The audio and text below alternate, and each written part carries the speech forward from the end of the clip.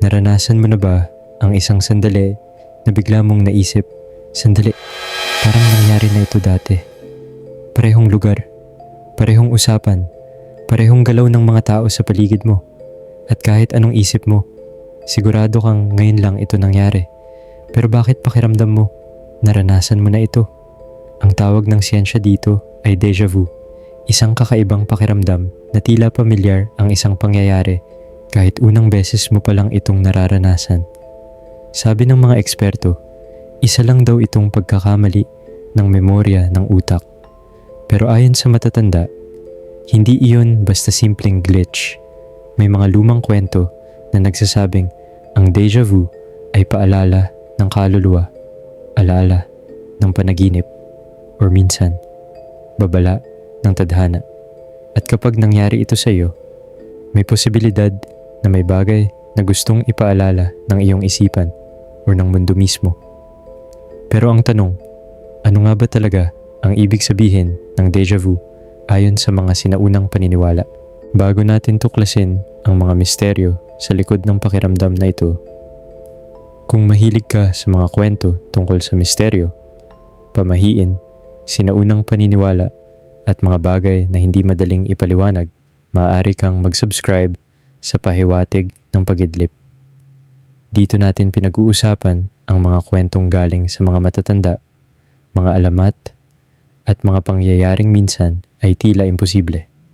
Dahil minsan, ang mga bagay na akala nating katang-isip lamang ay may ugat pala sa katotohanan. At ngayon, balikan natin ang isang pakiramdam na halos lahat ng tao ay naranasan na. Ang déjà vu.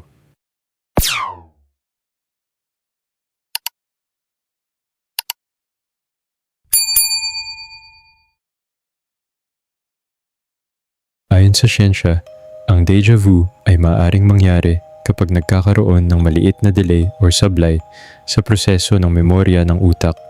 Parang may dalawang bahagi ng isip mo na hindi sabay ang pagproseso ng impormasyon. Kaya kapag nakita mo ang isang eksena, maaaring ma-process ito ng isang bahagi ng utak mo bilang bagong karanasan, habang ang isa naman ay itinuturing na alaala. Kaya ang resulta, pakiramdam mo ay parang nangyari na ito dati. Pero bago pa man ipaliwanag ng siyensya ang déjà vu, may mga lumang paniniwala na tungkol dito. Sa ilang kwento ng matatanda, sinasabi nila na ang déjà vu ay alaala ng panaginip. May mga pagkakataon daw na ang tao ay nanaginip ng mga pangyayari sa hinaharap. Pero kadalasan, nakakalimutan natin ang mga panaginip na ito kapag tayo ay nagising. At kapag nangyari na ang eksena sa totoong buhay, bigla nating nararamdaman na pamilyar ang lahat. Parang may bahagi ng isip natin na nagsasabing, alam ko na ito. May isa pang paniniwala na nagsasabing ang déjà vu ay alaala ng kaluluwa. Sa lumang paniniwala ng ilang kultura, sinasabi nila na ang kaluluwa ng tao ay dumaraan sa maraming karanasan bago pa man ito ipanganak sa mundong ito. At minsan, may mga sandali na parang sumisilip ang mga alaala mula sa ibang panahon. Hindi malinaw, hindi kumpleto, pero sapat para maramdaman natin na parang nangyari na ito dati. May iba ring nagsasabi na ang déjà vu ay tanda na nasa tamang landas ka. Kapag nangyari ito, parang may nagsasabi sa iyo na ang mga desisyon mo sa buhay ay humahantong sa direksyong dapat mong tahakin. Parang checkpoint ng tadhana. Isang sandali kung saan sinasabi ng mundo na ito ang daan mo.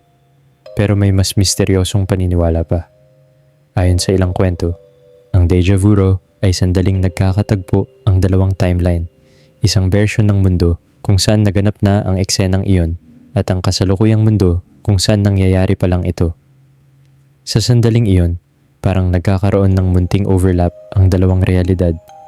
Kaya nararamdaman mo na naranasan mo na ito kahit hindi naman. Bagamat wala pang matibay na ebidensya tungkol dito. Marami pa ring tao ang nagsasabing kakaiba ang pakiramdam ng déjà vu. Minsan, tumitigil ang oras ng ilang segundo, tahimik ang paligid, at parang may kakaibang pakiramdam na hindi mo may paliwanag. Pero narito ang pinaka nakakatakot na tanong tungkol sa deja vu. Kung totoo na ito ay alaala ng panaginip o alaala ng kaluluwa, posible kayang may mga pangyayaring nakita na natin bago pa ito mangyari?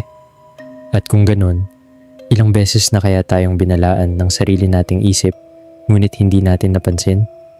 Dahil sa bawat sandali ng deja vu, may maliit na bahagi ng utak natin na nagsasabing, alam ko na ang mangyayari.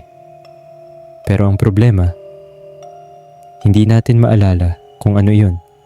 Kaya sa susunod na maramdaman mo ang kakaibang pakiramdam na yun, ang sandaling tila tumigil ang mundo at ang eksenang parang nangyari na dati, mag-isip ka sandali, baka hindi lang iyon simpleng glitch ng utak, baka yon ay paalala ng isang panaginip o baka pahiwatig ng isang bagay na paparating pa lamang. At minsan, ang mga pahiwatig na yon ay dumarating lamang kapag tayo ay sandaling napapapikit sa pagitan ng gising at pag-idlip.